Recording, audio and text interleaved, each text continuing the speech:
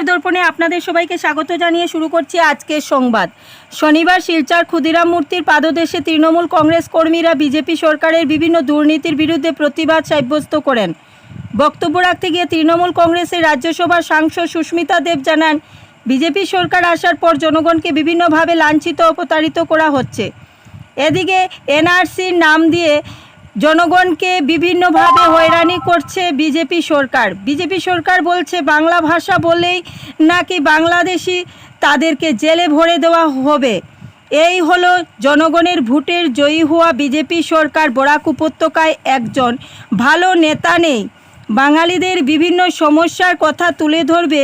বিধানসভায় বিজেপি সরকার শুধু বিভাজনের রাজনীতি করতে জানে, বিভাজনের রাজনীতি ছাড়া আর কিছুই জানে না এই সরকার। সুস্মিতা দেব বলে, তৃণমূল কংগ্রেস বিজেপি সরকারকে ভয় পায় না। জনগণের বিভিন্ন সমস্যা সমাধানের লক্ষ্যে তৃণমূল কংগ্রেস বিজেপি সরকারের সাথে লড়াই করে যাবে। বিভাজনের রাজনীতি মানছি না, মানবো না। ভাষা সন্ত্রাস মানছি না, মানবো না। আসাম সরকার বিভাজনের রাজনীতি মানছি না, মানবো না। রাজনীতি মানছি না, মানবো না। ভাষা সন্ত্রাস মানছি না, মানবো না। বাঙালিদেরকে হেনস্থা করা মানছি না, মানবো না। বিভাজনের রাজনীতি মানছি না, মানবো না। বিভাজনের রাজনীতি মানছি না, মানবো না। তৃণমূল কংগ্রেস, তৃণমূল কংগ্রেস, মমতা ব্যানার্জি, মমতা ব্যানার্জি। নেত্রী বলেছেন তৃণমূল কংগ্রেসের ক্ষমতার লোভ নেই। আমাদের স্লোগান কি?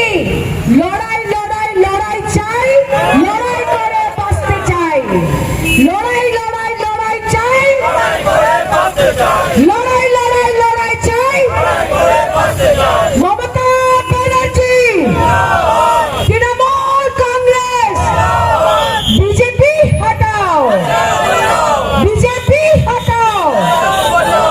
এখানে উপস্থিত বাংলাভাষী লোকদের বিরুদ্ধে যে ধরনের ষড়যন্ত্র, সেই প্রত্যেকটি দিক দিয়ে ওনারা ব্যর্থ হয়েছেন। আমরা রবীন্দ্রনাথ ঠাকুরের বাংলাভাষী এবং আমরা সেই বাংলাভাষী, যে বাংলাভাষী ভারত বলে আমার বক্তব্য এখানে শেষ করলাম। ধন্যবাদ। যে শিলচরের বাঙালিরা আপনারা এই প্রসেস থেকে, এই প্রতিক্রিয়া থেকে আপনারা বাইরে থাকবেন না। কেন থাকবেন না সেটাও বলে দিচ্ছি। এখন ইলেকশন কমিশন বলছে স্পেশাল ইন্টেনসিভ রিভিশন হবে, ভোটার লিস্ট রিভিশন হবে। আর সবাই শুনে নিন, ওরা আপনাদের আধার কার্ড মানবে না, এনআরসিতে নাম থাকলে মানবে না, রেশন কার্ড মানবে না, জমির কাগজ মানবে না। আর যারা বাংলা ভাষা বলেন তাদেরকে প্রথম বাংলাদেশি বলে জেলে ঢুকানো হবে। এটাও শুনে নিন বাঙালি হিন্দুরা, আজকে পশ্চিমবঙ্গতে এনআরসি নোটিশ যাচ্ছে। এটা হিন্দু বাঙালিদের বাড়িতে যাচ্ছে। যারা হিন্দু হিন্দু করে শিলচরের ভোট নেয়, প্রত্যেকটা নেতা চুপ। 2-3 এমপি, একজন রাজ্যসভা, 2জন লোকসভা, কিন্তু ওদের সেই সৎ সাহস নেই যে বরাকের মানুষের কথা বলবে, যে বাঙালিদের কথা বলবে।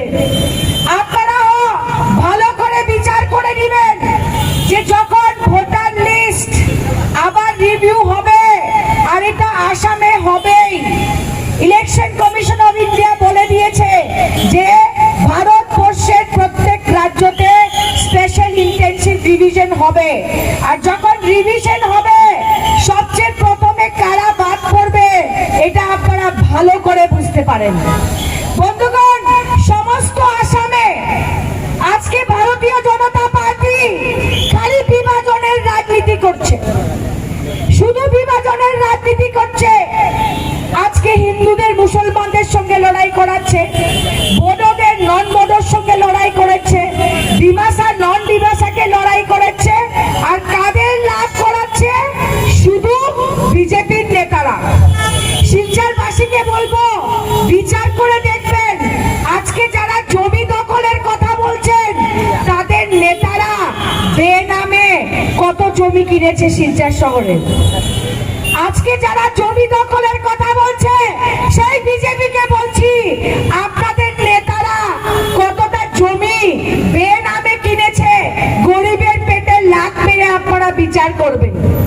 আজকে ভারতীয় জনতা পার্টিকে আমি বলতে চাই যে আপনারা 2021-এ যা যা প্রতিশ্রুতি দিয়েছেন সেই প্রতিশ্রুতি থেকে কয়টা প্রতিশ্রুতি আজকে বরাকে আপনারা বাস্তবায়ন করতে পেরেছেন? ওদের যে ভিশন ডকুমেন্ট ছিল সেই ভিশন ডকুমেন্টে কি ছিল সেটা বিচার করে দেখবেন।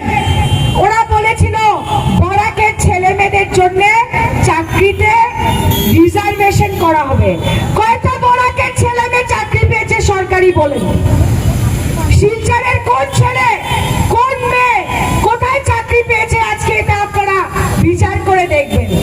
আমরা বিজেপির বিভাজনের রাজনীতির বিরুদ্ধে তৃণমূল কংগ্রেস লড়াই করবে, তৃণমূল কংগ্রেস লড়াই করবে।